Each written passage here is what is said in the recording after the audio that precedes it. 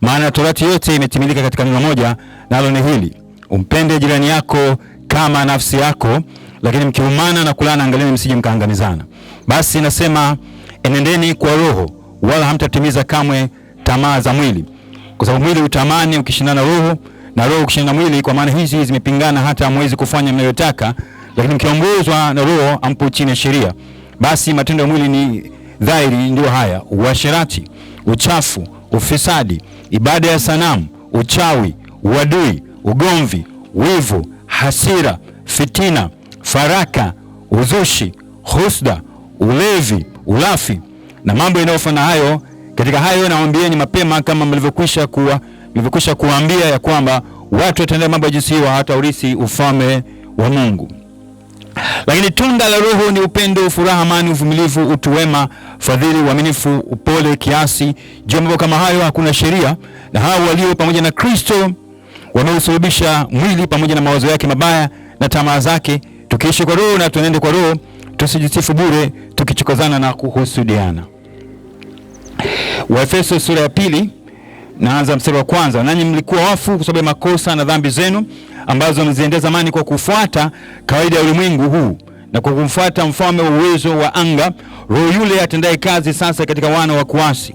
Kuasi ni kutenda dhambi, ambao zamani sisi sote nasi tulienenda kati yao katika tamaa za miili yetu, tulipoyatimiza mapenzi ya mwili na nia, tukawa na tabia yetu watoto wa hasira kama na hao wengine. Lakini Mungu kwa kuwa ni mwingi wa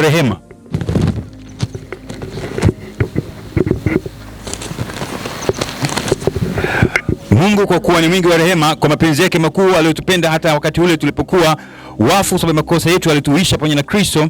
Yani tumeokolewa kwa neema. Nishi hapo, tumeokolewa kwa neema. Amen. Hallelujah.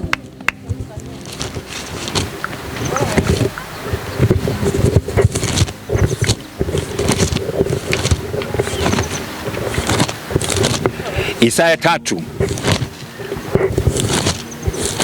kuanzia mstari wa 16. Isaya 3 kuanzia mstari wa 16. Kitabu cha nabii Isaya, chuo cha nabii Isaya sura ya 3 aya 16 na kuendelea pale. Bwana akasema tena, kwa sababu binti za Sayuni wana kiburi na kuenenda na shingo zilizonyoshwa na macho ya kutamani, wakienenda kwa hatua za madaa na kuliza njuga kwa miguu yao. Basi kwa hiyo Bwana atawapiga binti za Sayuni kwa pele za utosini, na Bwana ataifunua aibu yao.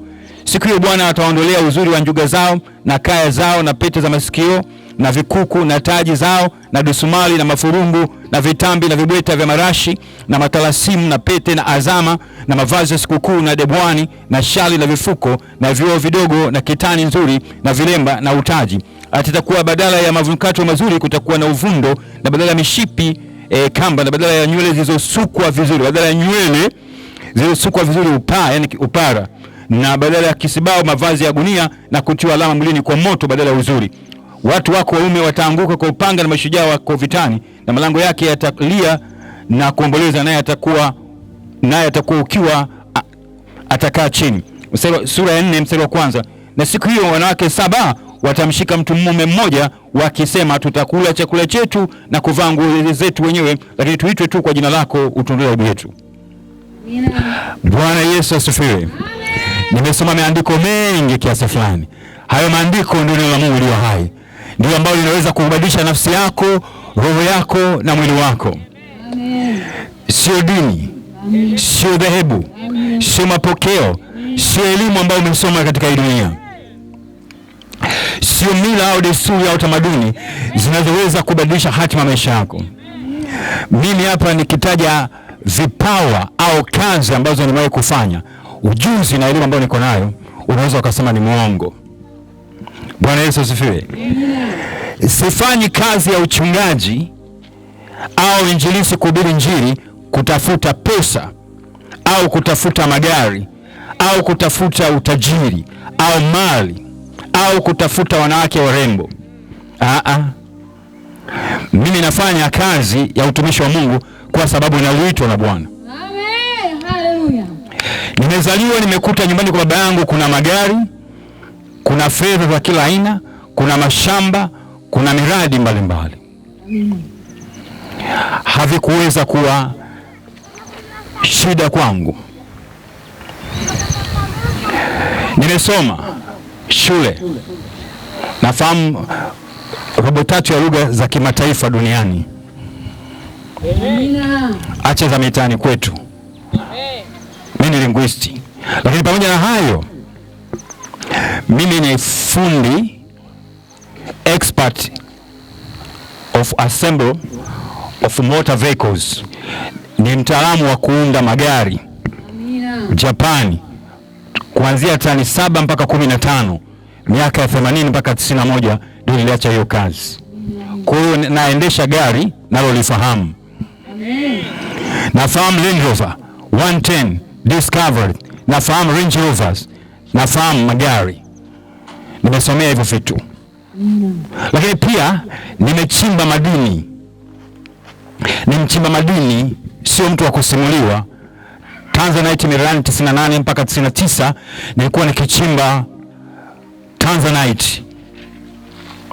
Nafahamu. Nimecheza filamu kitaifa na kimataifa. Nimeigiza, nimekuwa mwanamuziki. Nimefanya vitu vinavyofanana hivyo. Ni sehemu tu sasa vitu vingi.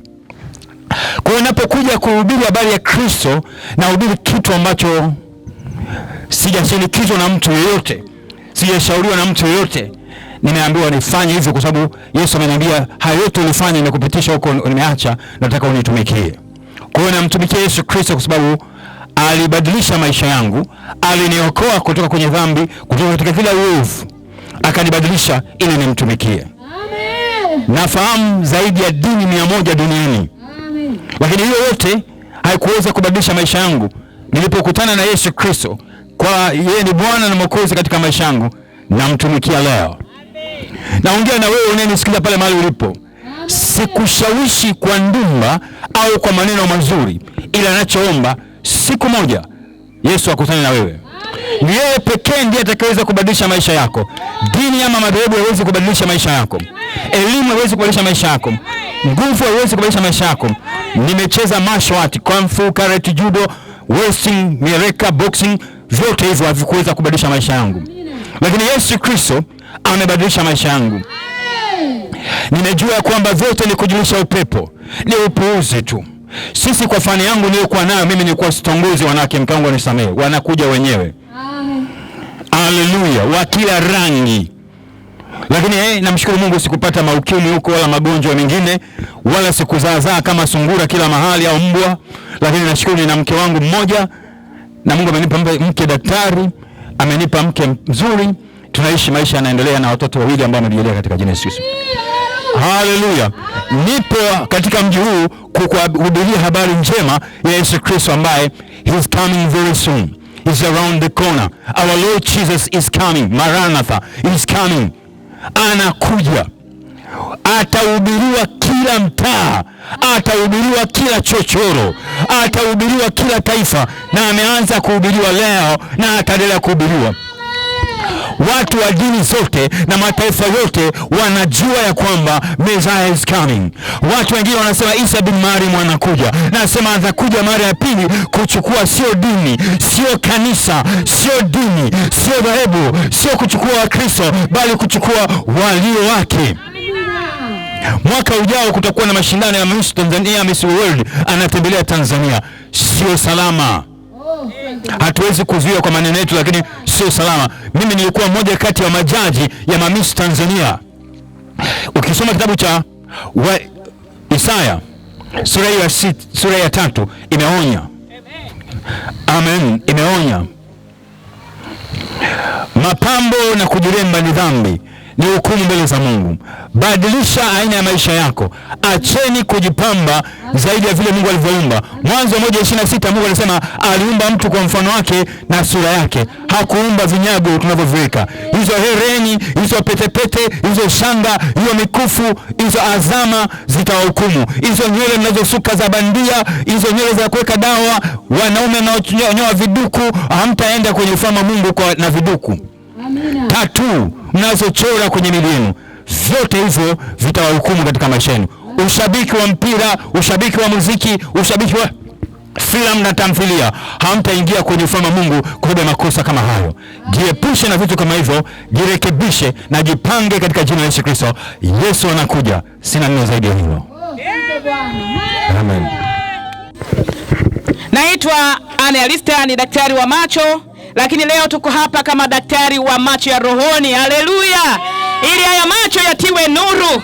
Neno la Mungu linasema kwamba jicho lako likiwa linaona, mwili wote unakuwa na uzima. Jicho likipofuka Bwana, mwili wote haufai. Amen. Tuombe. Baba yetu na Mungu wetu uliyeumba mbingu na nchi, uliweka majira haya nayo yameandikwa katika kitabu chako cha uzima kwamba tutasimama mahali hapa jioni ya leo kulinena neno la uzima. Basi Bwana, kwa neno lako uliumba mbingu na nchi, wakati Roho akiwa ametulia, nami naruhusu kwa Mwanzo 1 mstari ule wa 1 hadi wa 3, katika Roho Mtakatifu nuru ya Kristo itawale kwenye anga na mji wote na juu ya nyua zote, katika jina la Yesu.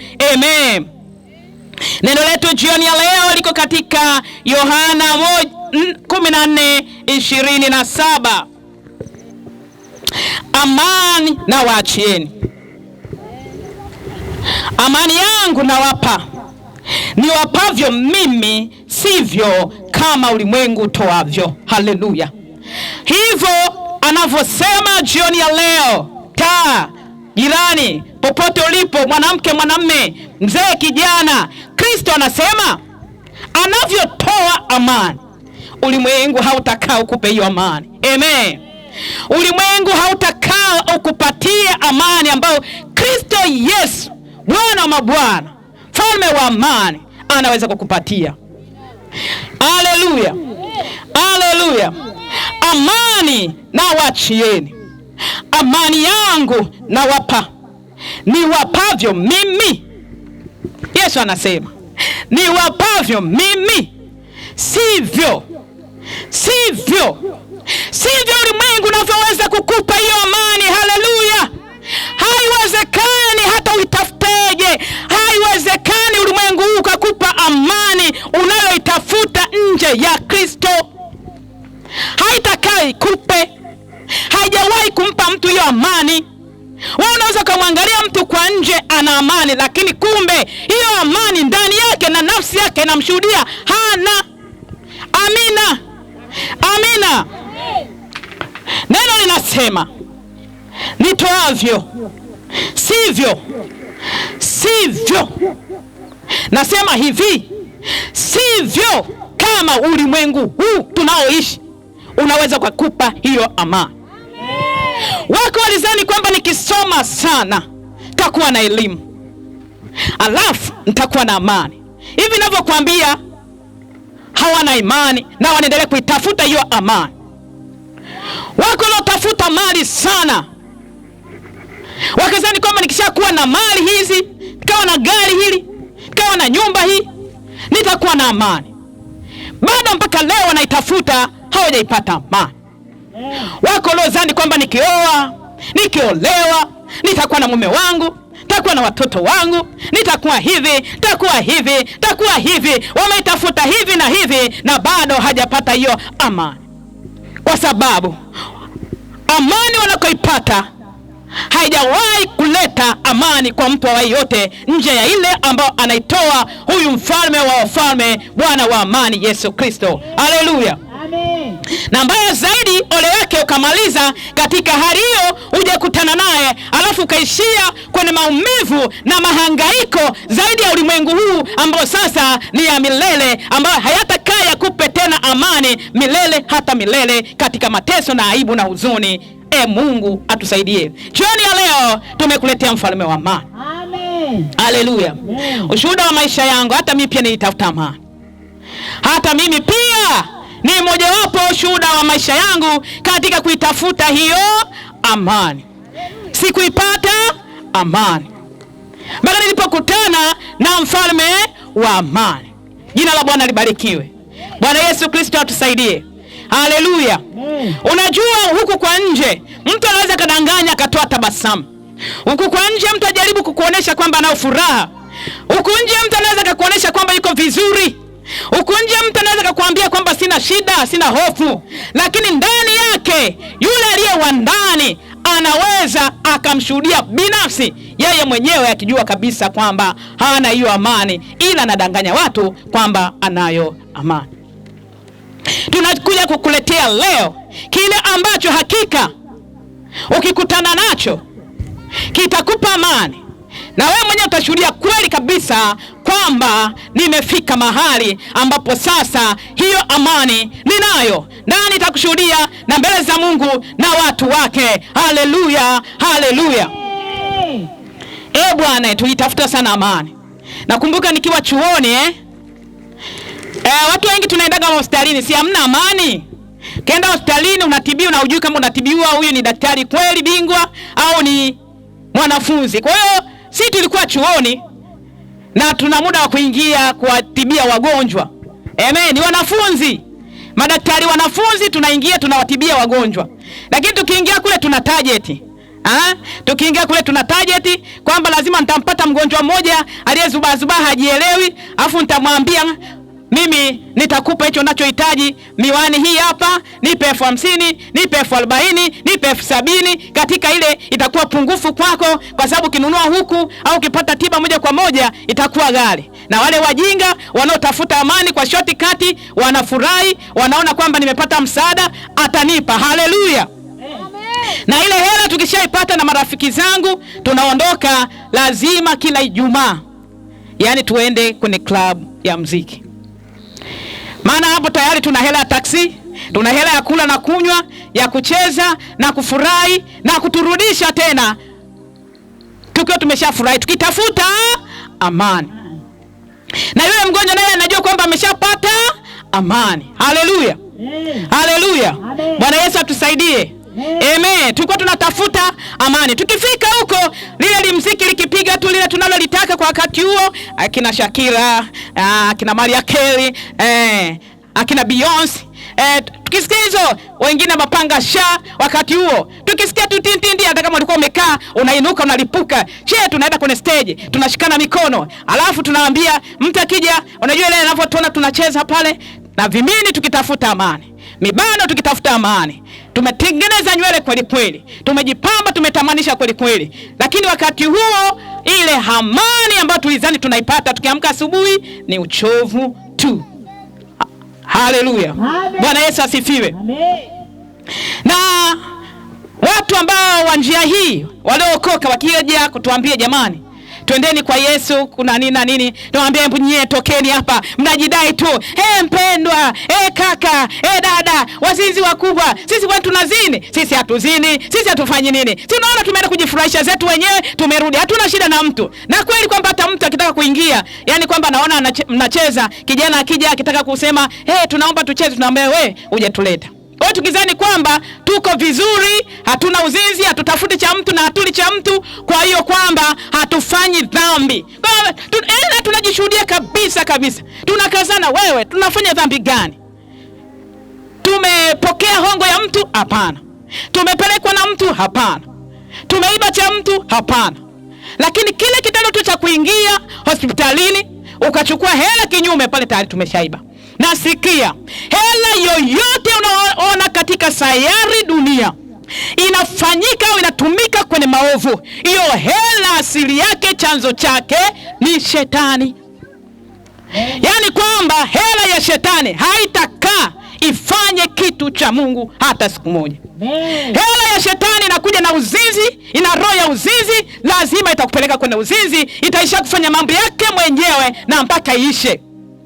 Haiwezekani hela ya Yesu iende kwa mganga. Haiwezekani iende kafanya uzinzi. Lakini hela inaingia kwa njia ya shetani, na ndivyo kwa sababu nyuma yake na roho ya shetani, itapeleka, itakupendesha ifanye ushetani na mpaka ishe. Ndio maana unakuta mwingine hata wakati mwingine nyumba hana, na mwingine anamaliza uzee vibaya, kwa sababu hela yoyote ambayo haitokani, haina asili ya Mungu, haina Roho Mtakatifu, ina roho ya kishetani, na lazima ifanye ushetani, na lazima ikupeleke kwenye ushetani, lazima itengeneze. Haleluya, haleluya, haleluya. Imeletwa na shetani ndani yako, itakuhubiria kufanya ya kwake, inakuja na kazi mikononi mwako. Kwa hiyo usifurahie kuipata. Umefanya rushwa rushwa ukapata, una hela, utajenga, ole wako. Umefanya ulichokifanya, ukapata hiyo hela ukizani una amani, ukaenda ulewa ukizani kwamba utapata amani. Yani yenyewe kama ilivyokuja imeletwa na shetani, itakupa maelekezo ya kishetani, itatenda ya shetani mpaka iishe kwa shetani, ikifanya na kutekeleza matendo na nguvu na ufalme wa shetani ili uweze kuendelea kupitia wewe ambao umeletewa na ukaipokea. Bwana Yesu asifiwe. Bwana Yesu asifiwe. Ilikuja ikiwa imemwaga damu, imekuja ikiwa imefanya udhalimu, imekuja ikiwa imefanya nini, inatoka kwa mganga. Hiyo hela hiyo, wewe usifurahi kwamba imeingia, wewe usifurahi kwamba umeipata. Milioni ngapi haijalishi, haijalishi. Yani kwamba nyuma yake imeletwa na shetani, nayo itataka kutekeleza na kutenda na kuelekeza maelekezo ambayo yanahusu kutegemeza ufalme wa shetani kupitia mikono yako, kupitia miguu yako. Utatembea sana, klabu hata klabu, baa hata baa, au kuzunguka mwanamke kwa mwanamke, mwanamume kwa mwanamume, katika mambo ya kutekeleza ufalme wa shetani chini ya jua hii. Na adhabu unayo, na ukitoka huna amani. Bwana Yesu asifiwe. Bwana Yesu asifiwe.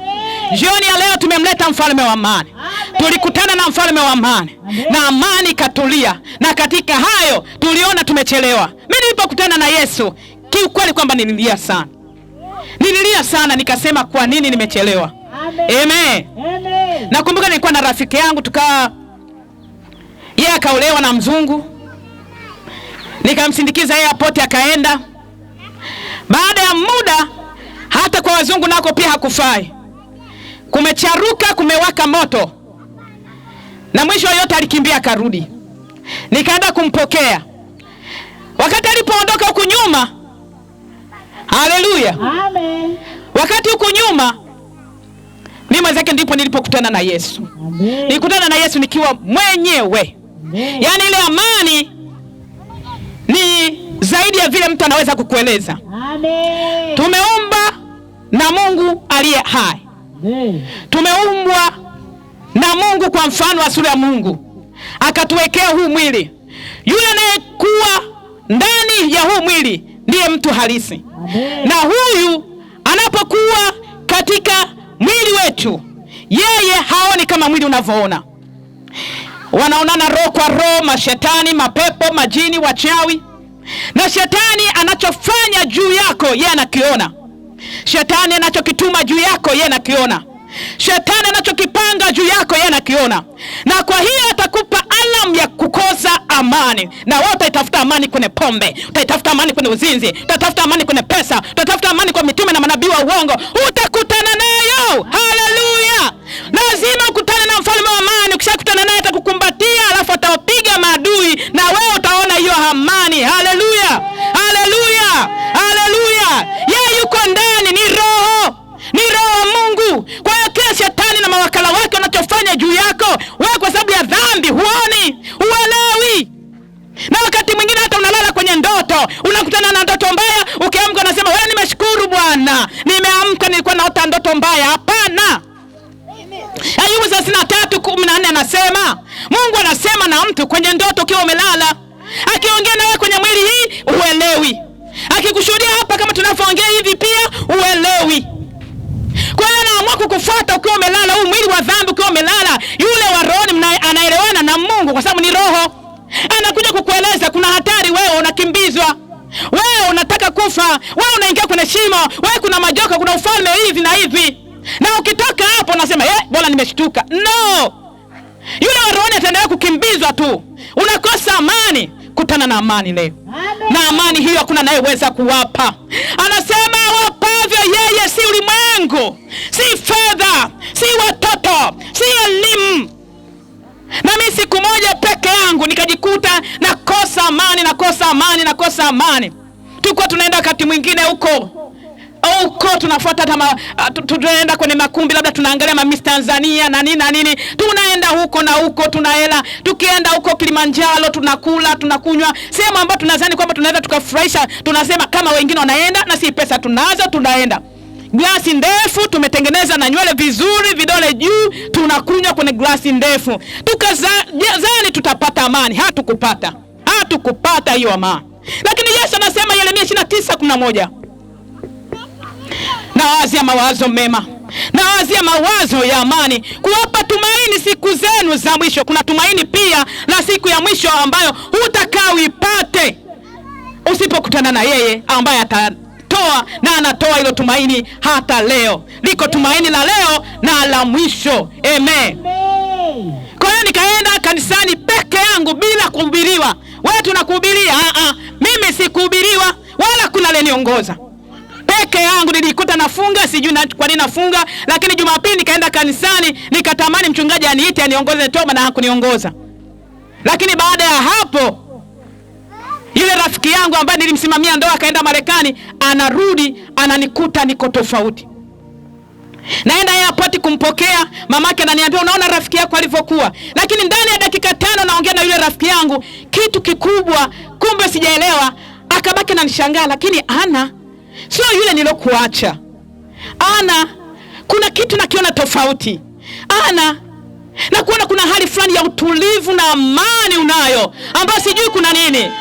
Haleluya! Yani hicho ambacho kitakaa kitoke kwenye kumbukumbu yangu, vile alivyobaki amekodoa macho, ananishangaa na mimi sijui. Na sasa namwelekeza, namtia moyo katika yale ninayokutana nayo. Nikamwambia iseni Yesu, mimi sasa hivi niko kwa mwanamume wa wanaume anayenipa amani kamilifu, timilifu. Haleluya! Haleluya! Tumeleta malango haya ya amani na kuyafungua malango haya ili amani ingie kwenye nyumba zenu, kwenye ndoa zenu, kwa watoto wenu, kwenye biashara zenu, mahali mnakolala, kwenye nyumba zenu na waume zenu na watoto wenu. Haleluya! Tumemleta mfalme wa amani, mpokeeni. Msimkatae. Anawaita kwa upole, anawaita kwa upendo. Anasema tazama katika Mithali 8, nawaita na sauti hii ni kwa wanadamu, sikieni, pokeeni. Haleluya! Haleluya! Haleluya! Ni kweli wengi alipokuja walimkataa, lakini wale walimpokea aliwapa uwezo. Kumbuka kwamba uwezo anawapa uwezo, kama wengine walivyotangulia, anawapa uwezo wa kufanyika watoto wa Mungu. Na hiyo amani hailinganishwi na chochote. Yani kwamba wakati wengine wanalia hivi, wakati wengine wanasema kwamba hiki kinaniumiza, hiki sitakiweza, huyu mfalme wa amani yeye anakuwezesha. Sio kwamba utakutana na mapito na majaribu, lakini yuko yeye ambaye atakuinua juu ya kila majaribu, juu ya kila milima, katikati ya mapito, katikati ya milima na zoruba na tufani, yeye mwenyewe huwa anatuinua. Kwa hiyo zoruba zitapiga, wengine wataanguka, lakini wewe unainuliwa juu. Wengine wanakuja kwenye milima wanachoka, wewe unaendelea kuinuliwa juu. Yeyote unayokutana nayo, dhoruba zote, yeye anakuinua juu, kwa sababu hata acha mguu wako jikwae, yeye anahakikisha kwamba amani yako inabakia kuwa pale pale. Haleluya! Haleluya! Haleluya! Haleluya! Dhoruba ambayo wengine ingewasomba ikawagarikisha, anasema pitapo kwenye maji, pitapo kwenye moto, hautakugarikisha. Tazama niko pamoja nao. Napita naye kwenye moto, pita naye kwenye mafuriko, pita naye kwenye gharika, pita naye kwenye milima na mabonde, yeye anahakikisha anapita na wewe. Haleluya! Pokea leo huyu mfalme wa amani ambaye mimi nilipompokea huyu rafiki yangu, yeye naye akaniambia nipeleke. Nikampeleka, nikamwambia utakutana naye na utaona. Baada au kupita mwezi, yule mwanamume alishuka mwenyewe na ndege, pap, alikuja. Na yeye alipokuja pia akaniambia na mimi nimpeleke. Yaani yule mchungaji alikuwa anashangaa kweli. Haipiti wiki moja, wiki mbili, lazima nimpelekee mtu. Bwana Yesu asifiwe. Kwa nini? Kwa sababu mimi ambaye nilikuwa nasaidia watu kuwapeleka kwenye amani, labda ya kula, ya kunywa, ya kufurahi huku na huku, walishangaa na waambia nyie, kumbe kule kweli hakuna amani. Iko amani yenye hii hapa. Iko amani kamili hii hapa. Iko amani timilifu hii hapa. Basi tutaomba kwa ajili ya hiyo amani katika malango yako, na Bwana kama ukimfungulia moyo, kama tulivyosikia, yeye ataingia, atakaa na kuhakikisha hiyo amani hautaipoteza kuanzia leo. Amen. Hatusemi kwa sababu ni madaktari, lakini tunasema katika kweli ya Kristo ambaye ameleta amani hiyo kwenye maisha yetu. Amen. Hatusemi kwa sababu tuna kazi, Ni kweli kwamba tunahudumia watu na tunapata kile ambacho wengine wanadhani kwamba lakini hakiwezi kuondoa, hakiwezi kubadilisha zaidi ya ukweli kwamba Yesu Kristo ndiye anayetupa vyote na kuthibitisha amani hiyo kwetu na kwenye maisha yetu. Tuombe.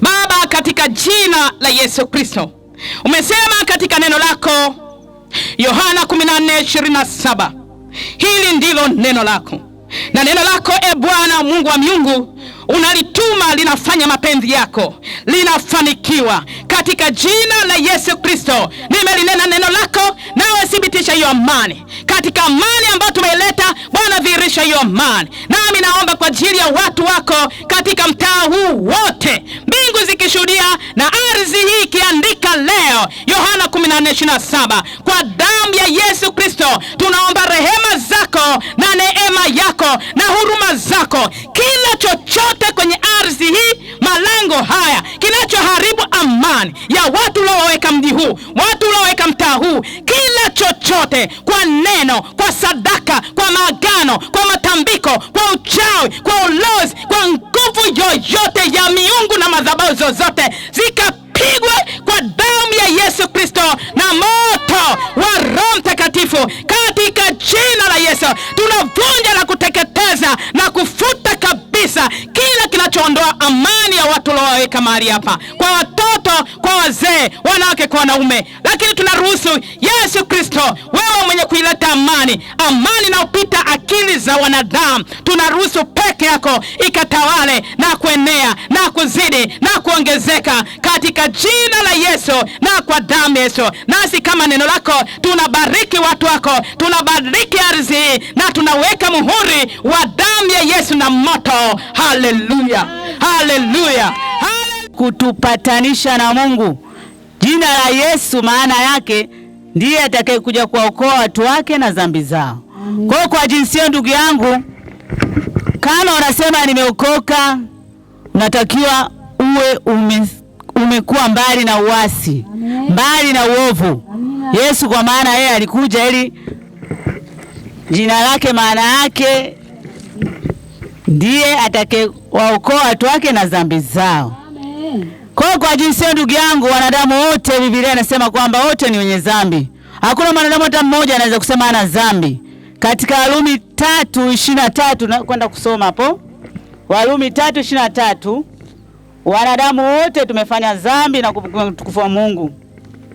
Ndio maana Yesu akaja kwa jina lake hilo.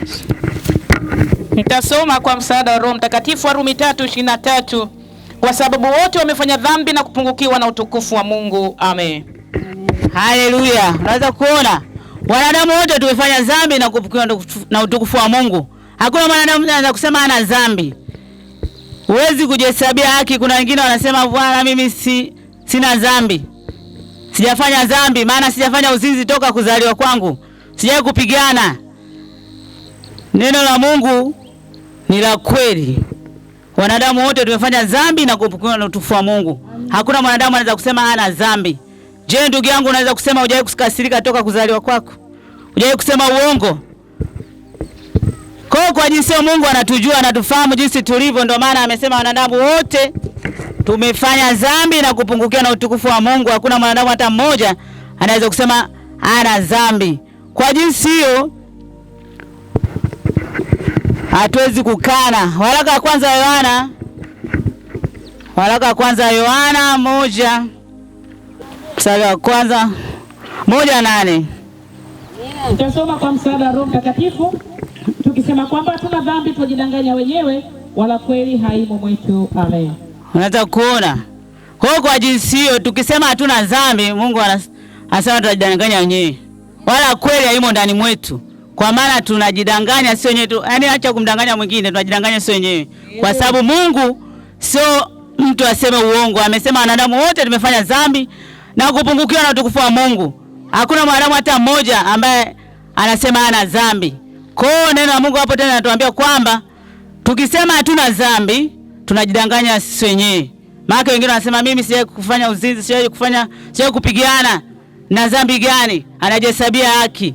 Ukijihesabia haki, Mungu anasema wewe ni mwongo. Tena unajidanganya kwanza wewe mwenyewe. Kwa jinsi hiyo wote ni wenye dhambi. Na tunafanyaje sasa? Katika Waebrania 12:14 Biblia inasema kwanza tutafute utakatifu. Amen. Roho Mtakatifu, Waebrania 12:14, tafuteni kwa bidii kuwa na amani na watu wote, na huo utakatifu ambao hapana mtu atakayemwona Bwana asipokuwa nao. Unaweza kuona, tutafute utakatifu kwa bidii, kwa maana pasipo utakatifu kwanza hatuwezi kumwona Mungu. Mungu yeye ni mtakatifu. Tutaka kuingia kule mbinguni, kule Mungu yeye ni mtakatifu, na kila anaingia kule anatakiwa awe mtakatifu.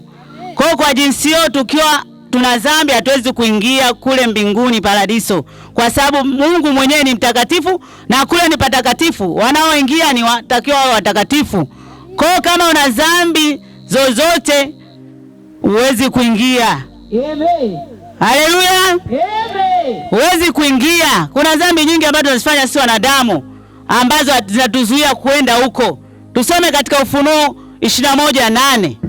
Ufunuo 21:8, kuna dhambi ambazo tunazifanya sisi wanadamu, tunasema uongo. Msaada wa Roho Mtakatifu Amen. Jina la Yesu. Amen. Waoga na wasioamini na wachukizao na wauaji na wazinzi na wachawi na hao waabudu sanamu na waongo wote, sehemu yao ni katika lile ziwa liwakalo moto na kiberiti. Hii ndio mauti ya pili. Amen.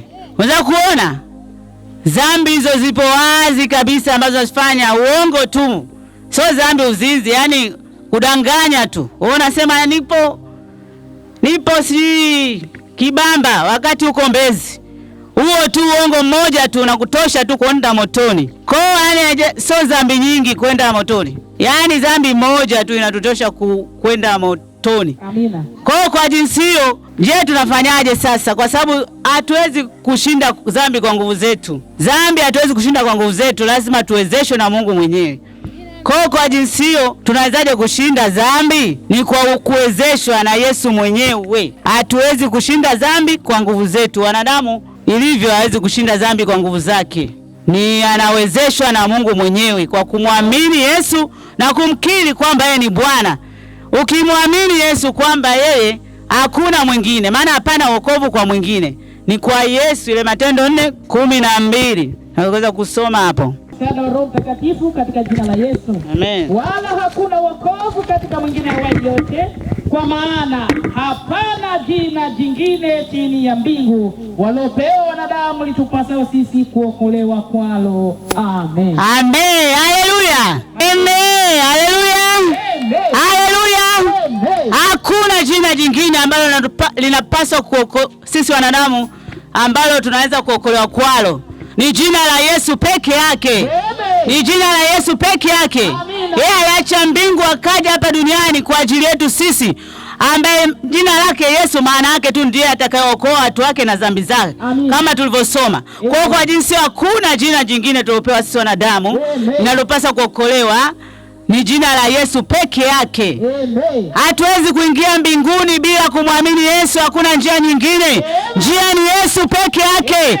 Yeye yote anasikia kokote unakonisikia mahali hapa, hakuna njia ya kwenda mbinguni kuonana na Mungu kule paradiso mpaka umwamini Yesu Kristo. Ni jina la Yesu peke yake. Ukimwamini anakupa huo uwezo, maana yeye ndiye alikuwepo hapa duniani, aliishi sawa na sisi, hakutenda dhambi. Amen. Yesu peke yake ndo aliishi hapa duniani hakutenda dhambi. Haleluya. Hakuna mtume, hakuna nabii ambaye aliishi hapa duniani, hakuna mwanadamu yote ambaye hakufanya dhambi. Ni Yesu peke yake. Amen. Ni Yesu peke yake. Amen. Kwa jinsi hiyo, ukimwamini yeye ndio anaweza kukupa uwezo. Yesu yeye ni Mungu. Yesu ni Mungu. Amen. Ukimwamini anakupa uwezo. Alifanyika kuwa tu mwanadamu, lakini yeye ni Mungu. Ana uwezo wote wa kukubadilisha wewe maisha ya dhambi, maisha ya uzinzi, maisha ya uasherati, maisha ya ukahaba, maisha yote ambayo unaona mimi siwezi, mbona mimi najitahidi. Maana mtu mwanadamu anaanza akakaa akajuta akasema, jamani, mbona nimekuwa mzinzi sana, lakini sasa hivi naacha. Akipita tu yani kawezwa. si kwa nguvu zako. Huwezi kushinda kwa nguvu zako. Tumeweza kuona mtu mlevi anasema mimi mlevi jamani, nimechoka kunywa pombe. Sasa hivi nataka niache, naanza kunywa soda, naanza kunywa maji. Lakini mwisho wa siku akipita rafiki zake tu huyo anakunywa kwa sababu hana uwezo wa kushinda dhambi. Uwezo unapatikana kwa Yesu. Uwezo unapatikana kwa Yesu ndugu yangu. Muamini Yesu jioni ya leo. Muamini Yesu jioni ya leo. Akupe uwezo wa kushinda dhambi. Akupe uwezo wa kushinda dhambi. Yesu peke yake ndio mwenye uwezo. Kwa sababu aliishi hapa duniani ya kutenda dhambi. Amen. Amen. Kwa jinsi yetu tunawezaje kushinda dhambi? Ni kwa kumwamini Yesu peke yake. Maana hatuwezi kwa nguvu zake, au kwa nguvu zetu. Tunawezeshwa na Mungu mwenyewe. Tukisoma katika Filipi 4:13, uwezo unapatikana kwa Yesu. Tusome 4:13. Amen. Tunaona neno la Mungu katika Filipi 4:13, na nimesoma kwa msaada wa Roho Mtakatifu kupitia jina la Yesu. Amen. Na yaweza mambo yote katika yeye anitiaye nguvu. Amen. Yote katika yeye anitiaye nguvu. Amen. Amen. Unaweza kuona hatuwezi kushinda jambo lolote kwa nguvu zetu. Tunawezeshwa katika yeye atutie nguvu. Maana ni Yesu ndiye anatuwezesha kushinda dhambi. Tukimwamini tu. Ukimpokea Yesu akiingia ndani, anakupa huo uwezo. Na tusome tena katika Kolosai 1:10-11. Wakolosai wa kwanza 10:11. Nasoma kwa msaada wa Roho Mtakatifu wa Kolosai 1:11. Neno linasema mkiwezeshwa kwa uwezo wote kwa kadiri ya nguvu ya utukufu wake, mpate kuwa na saburi ya kila namna na uvumilivu pamoja na furaha. Amen. Haleluya. Haleluya. Kwa tunawezeshwa, kumbe tunawezeshwa. Hatujitahidi kwa nguvu zetu. Kama yule ambaye anasema sasa nataka kuacha pombe. Yaani mbona hapa siwezi, yaani pombe nikipata hela tu nazimalizia tu kwenye pombe. Yaani sasa hivi najuta sitaki naacha. Lakini mwisho wa siku anaweka wiki mbili, wiki moja, mwisho wa siku anakunywa tena. Si kwa nguvu zetu. Tunawezeshwa na nguvu ya Mungu mwenyewe. Akiingia ndani yetu anatupa uwezo wa kushinda dhambi. Kwa jinsi yetu muamini yeye atupe huo uwezo. Hatuwezi kushinda kwa nguvu zetu, ndio maana akatoka juu kule akaja duniani akijua wanadamu hatuna uwezo. Alikuja kwa ajili ya uokovu wa mwanadamu. Hakuja kwa kingine, alikuja sisi kutuokoa kutoka kwenye dhambi ile ya mauti ambayo tukuweza. Kwa maana asingekuja Yesu tulikuwa hatuna uwezo wa kushinda. Tulikuwa wote tunaenda motoni. Lakini Yesu alipokuja, amekuja na uwezo wa kukupa wewe kushinda dhambi, wa kunipa mimi kushinda dhambi. Ndio maana tupo mahali hapa ndugu yangu mpendwa. Tumewezeshwa kuacha maasi si kwa nguvu zetu. Ni Yesu mwenyewe ametuwezesha. Wengine tulikuwa wazinzi, wengine tulikuwa washerati, tulikuwa walevi, lakini Yesu ametuwezesha. Haleluya. Sio kwa nguvu, si kwa uweza, ni kwa uweza wake Yesu. Tulikuwa wengine na mizaa, mimi nilikuwa na mizaa hapa nilipo. Yaani nilikuwa sehemu hata sengine nakaa, yaani kama shuleni nikikaa watu wanacheka, hata sengine bana nasema wao wanacheka nini? Mizaa, Mungu anakataza mizaa katika Zaburi 1. Moja pale anakataza mizaa. Hebu tusome hilo neno. Haleluya. Amen. Zaburi ya kwanza, mstari wa kwanza. Nitasoma kwa msaada wa Roho Mtakatifu. Heri mtu yule asiyekwenda katika shauri la wasio haki, wala hakusimama katika njia ya wakosaji, wala hakuketi barazani pa wenye mizaha. Amen. Unakwenda kuona Yesu anabadilisha. Wa kwanza sio wenye mashairi, Yesu ametubadilisha. Na ukisema umeokoka lazima useme, yaani kwanza yanakuwa ya kale yamepita, tazama amekuwa mapya. Lazima uwe na ushuhuda. Yaani wewe ukisema umeokoka bado unaendelea tena katika dhambi zile zile. Wewe mpendo umeokoka, bado mwasherati, bado mzinzi. Umeokoka, jina la maana ya Yesu hili mambo tumejifunza liko kwako ndugu yangu. Kama aliko kwako, usisite jioni ya leo. Yesu ni Mungu wa huruma, ni Mungu wa rehema. Tubu nguvu tu tena akupe huo uwezo. Ni kwa uwezo tu ambao ndio unatuwezesha. Kama unaona una uwezo, karibu jioni ya leo upate uwezo huo. Yesu ni Mungu wa huruma, ukisema nakuja kwako anakupokea.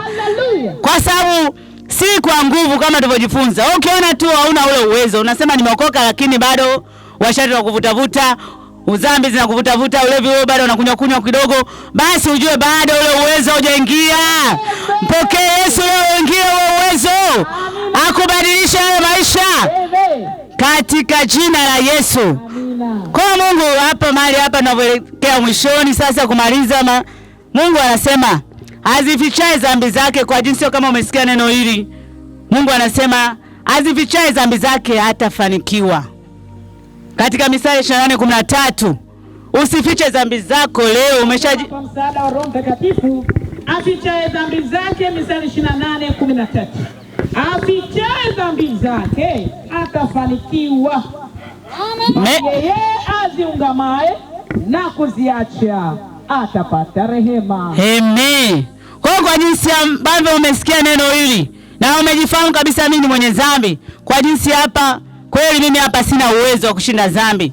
Ndio maana dhambi inaniweza. Kweli hapa uwezo wa kushinda dhambi huyu Yesu hajanipa. Sijampokea. Kwa jioni leo unataka kumpokea Yesu, akupe uwezo wa kushinda dhambi. Yuko mahali hapa anapiga hodi ndani ya moyo wako. Amen. Anataka kuingia. Haingii kwa lazima, anataka uhiari yako. Anataka umwamini kwa hiari. Ndio maana anapiga hodi mlangoni. Anataka kuingia, umkaribishe. Amen. Na ukimkaribisha yeye anaingia. Yesu anakupa huo uwezo. Tukisema katika Ufunuo 3:20 tunaanza kupata neno la Mungu hapo kwamba Yesu anagonga hodi. Tasoma kwa msaada Roho Mtakatifu Ufunuo 3:20 katika jina la Yesu. Amen. Tazama anasimama mlangoni na bisha.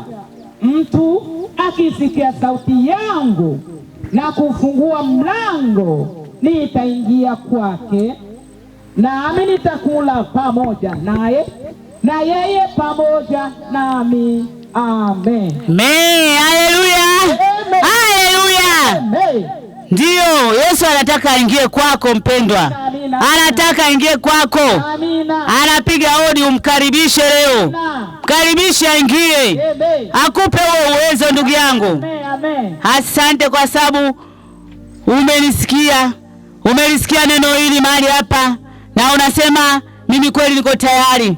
Nataka kutubu dhambi zangu, kwa kumaanisha kuziacha, ili Yesu anipe uwezo wa kushinda dhambi. Na mkaribisha sasa moyoni mwangu aingie. Niko tayari. Kwa yote ambao unanisikia kokote uliko na unataka kumkaribisha huyu Yesu aingie, nataka kukuongoza sala ya toba ambayo itakufanya Yesu ingie ndani yako, akupe uwezo wa kushinda dhambi, ili uishi hapa duniani kama mshindi. Maana Biblia inasema kwamba katika Zaburi 16:3, watakatifu walioko duniani. Tunakwenda msome Zaburi 16:3, neno la Mungu linasema utakatifu ni hapa duniani. Tasoma kwa msaada wa Roho Mtakatifu. Watakatifu, Zaburi ya 16:3. Watakatifu waliopo duniani ndio walio bora, hao ndio nilopendezwa nao. Amen. Kwa kumbe utakatifu hapa duniani. Amen. Ukimwamini Yesu anakupa utakatifu hapa duniani. Amen. So baada ya kufa. Amen. Baada ya kufa ni hukumu. Amen. Kwa utakatifu unapatikana hapa duniani. Amen. Usisubiri mwingine anasema nitaokoka nkifa. Ukishakufa basi hakuna msamaha tena, pale unafuata ni hukumu. Eza umeishije hapa duniani, ukiishi maisha kumpendeza Mungu, hukumu yako unaenda mbinguni. Lakini kama uliishi maisha ya dhambi ndugu yangu, hakuna tena pale, unakwenda motoni. Kwa jinsi hiyo, kama unahitaji msaada huu wa kuwezeshwa ili upate ushindi dhidi ya dhambi, fatisha sala ya toba hii. Sema, Mungu Baba, nakuja mbele zako. Mimi ni mwenye dhambi. Bwana Yesu, naomba msamaha, natubu dhambi zangu zote kwa kumaanisha kuziacha. Bwana Yesu, safishe dhambi zangu zote tangu kuzaliwa kwangu, unifute katika vitabu vya hukumu na uliandike jina langu katika kitabu cha uzima mbinguni. Bwana Yesu, asante kwa kuniokoa, asante kwa kunipa uwezo wa kushinda dhambi katika jina la Yesu. Amen. Haleluya. Haleluya. Haleluya. Haleluya.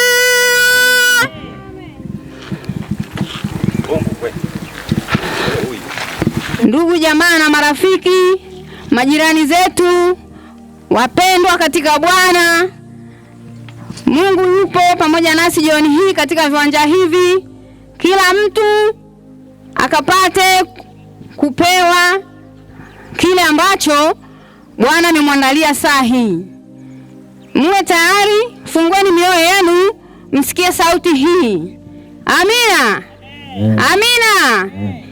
Somo letu linatoka katika Injili ya Yohana Mtakatifu, sura ile ya 3, mstari wa 16 nitasoma mpaka ule wa 19 kwa msaada kwa jina la Yesu Kristo nitasoma. Yohana 3:16 nayo inasema, kwa maana jinsi hii Mungu aliupenda ulimwengu hata akamtoa mwanawe pekee, ili kila mtu amwaminie asipotee, bali awe na uzima wa milele. Maana Mungu hakumtuma mwana ulimwenguni ili auhukumu ulimwengu, bali ulimwengu uokolewe katika yeye. Amwaminie yeye hahukumiwi. Amwaminie yeye, ndugu zangu, hahukumiwi. Amwaminie yeye hahukumiwi.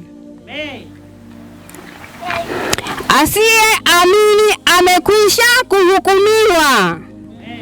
Asiyeamini amekwisha kuhukumiwa.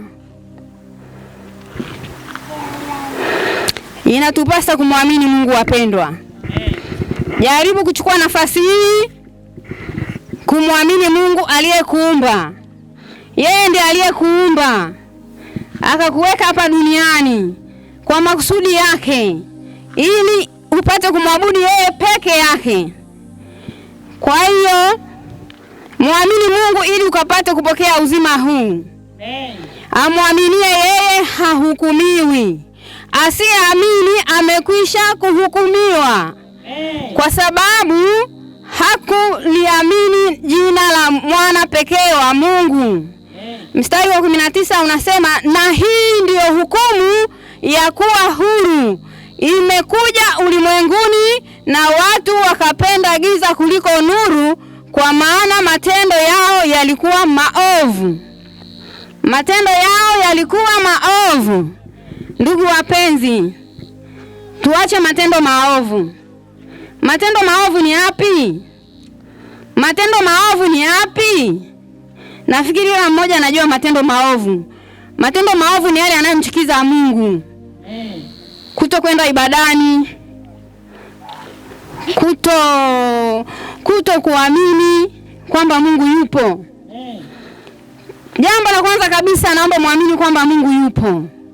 Mungu ni wa wote. Hajawahi kutuacha. Mungu wetu hana ubaguzi, hana hila. Yeye kwetu sisi ni kimbilio. Yeye ndio msaada wetu. Yeye ni ngome imara. Yeye ni mkuu kuliko wote. Ndugu yangu, wewe unamwamini nani? Unamwamini nani hapa uliko? Unajisikiaje ndani ya moyo wako? Unamtegemea nani katika maisha haya? Amini naye ukapate kuokolewa. Muamini Mungu ukapate kuokolewa. Maana kwa jinsi hii alimtoa mwanae wa pekee. Ni nani anaweza kumtoa mwanae wa pekee? Ni nani katikati yenu anaweza kumtoa mwanae wa pekee? Yaani mtoto wako huyo uliyempata mmoja ukamtoa kwa ajili ya kuokoa watu wengine. Ni nani? Angalieni ni upendo wa namna gani aliokuwa nao Bwana Yesu. Angalieni ni jinsi gani anavyotupenda. Ndugu yangu, haina haja kung'ang'ania ya maovu. Haina haja kung'ang'ania dunia hii. Dunia hii inapita na mambo yake. Dunia hii inapita, lakini neno la Mungu halitapita. Neno la Mungu li hai. Waebrania 4:12. Neno la Mungu li hai ndugu. Tena lina nguvu. Tena lina ukali kuliko upanga wote ukatao kuwili. Tena linatenganisha nafsi, mwili, roho na mafuta yaliyo ndani yake na viungo vyake. Na lijepesi kutambua mawazo na makusudi ya moyo. Linatambua mawazo na makusudi ya moyo. We mama hapa uliko, linatambua mawazo yako, linatambua makusudi yako. We baba hapa uliko, neno la Mungu linatambua unachokiwaza, unachokitenda. Neno la Mungu linatambua makusudi yako. Jaribu kumwelekea yeye, jaribu kuminamia yeye, jaribu kumjua yeye, maana yeye ndio aliyekupa uwezo huo. Yeye aliyekupa hata kupumua mahali uliko mpendwa. Amekuepusha na mangapi? Hebu jihesabie kuanzia Januari hadi sasa hivi. Ni vitu gani vimekupata katika moyo wako ukajisikia uchungu? Uliita jina gani? Uliita jina gani mpendwa? Uliliita jina la nani? Hakuna jina lingine litupasalo kuokolewa kwalo ila jina la Yesu. Rabosika. Naomba ukapate kunielewa mpendwa. Hakuna jina jingine tulilopewa sisi wanadamu katika mbingu hii, chini ya mbingu hii, litupasalo sisi kuokolewa kwalo ila jina la Yesu pekee.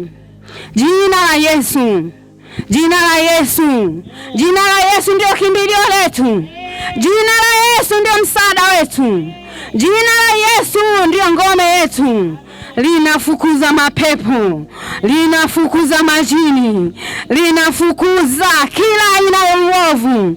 Ukilitia hautajuta milele.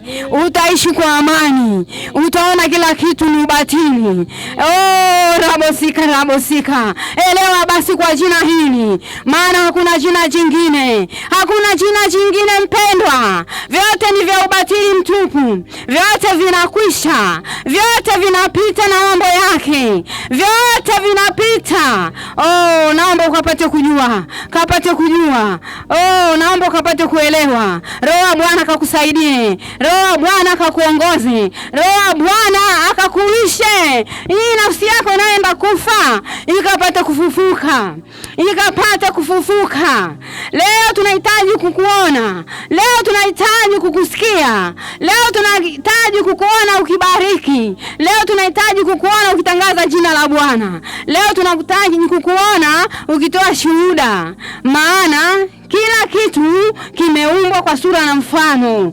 Basi sisi wanadamu ni zaidi. Sisi tumeumbwa kwa sura na mfano wa Mungu. Kwa hiyo unavyoenda kufanya vitu viovu, ndugu yangu, huyu Mungu wako unamweka kwenye sehemu gani? Unajifananisha na nani? Ni nani aliye juu yetu? Mungu akishakuwa upande wetu, hakuna majini, hakuna vinyamkera, hakuna na haitawezekana mbele za Bwana. Yote kwake yamekuwa mapya. Leo hii yote kwake yamekuwa mapya. Amini ukapate kupokea vilivyo vipya. Amini tu ndugu yangu. Kitu ni kuamini tu. Fungua moyo wako, fungua ufahamu wako, fungua na maarifa yako. Kwa hekima yote Mungu akusaidie ukapate kulijua jina la Bwana. Jina la Bwana Yesu Kristo wa Nazareti aliye hai. Ila ndio jina pekee. Ni jina linalozidi majina yote. Ni jina linalopita majina yote.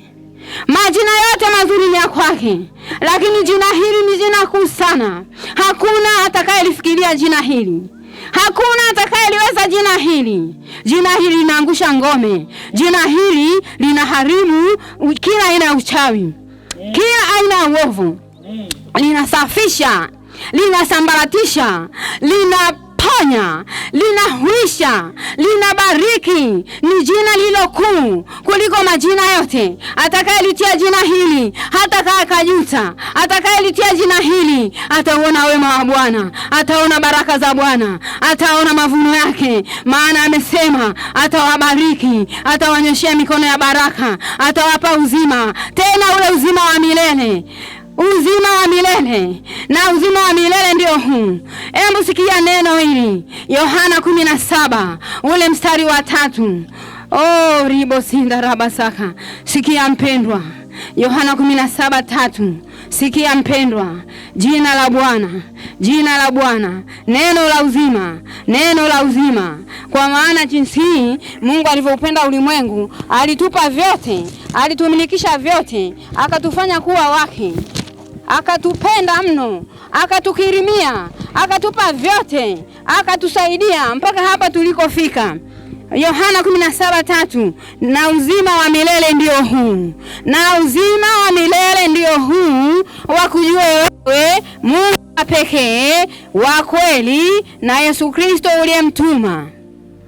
Wakujue wewe Mungu wa pekee, Mungu wa milele na Yesu Kristo uliyemtuma. Yesu ni mwana wa Mungu. Amen. Yesu ni mwana wa Mungu. Yesu ni mwana wa Mungu. Yesu ndiye njia, kweli na uzima. Yesu ndiye njia, kweli na uzima. Hii ndiyo njia ya uzima. Hakuna anayeweza kufika kwa Baba ila kwa kupitia kwa Yesu. Amini mpendwa. Hili ndio neno la Bwana. Hakuna atakayemfikiria Baba Mungu bila kupitia kwa Yesu. Yesu ndiye njia, kweli na uzima. Yesu ndiye njia, kweli na uzima. Amen. Haleluya. Haleluya. Nitaenda tena kwenye somo hili, Matendo ya Mitume sura ya 4 ule mstari wa 12. Haleluya. Haleluya. Haleluya. Matendo 4:12 nitasoma hapa. Kwa jina la Yesu nitasoma Matendo 4:12. Wala hakuna wokovu katika mwingine awaye yote, kwa maana hapana jina jingine chini ya mbingu walilopewa wanadamu litupasalo sisi kuokolewa kwalo. Kwa maana hakuna jina jingine chini ya mbingu alilotupa Bwana Mungu litupasalo sisi kuokolewa kwalo. Jina gani? Jina la Yesu. Ni jina la Yesu. Jina la Yesu. Jina la Yesu ndio ngome yetu. Jina la Yesu ndio kimbilio letu, ndio msaada wetu, ndio uzima wetu, ndio uzima wetu. Nani ambaye haamini? Asiyeamini amekwisha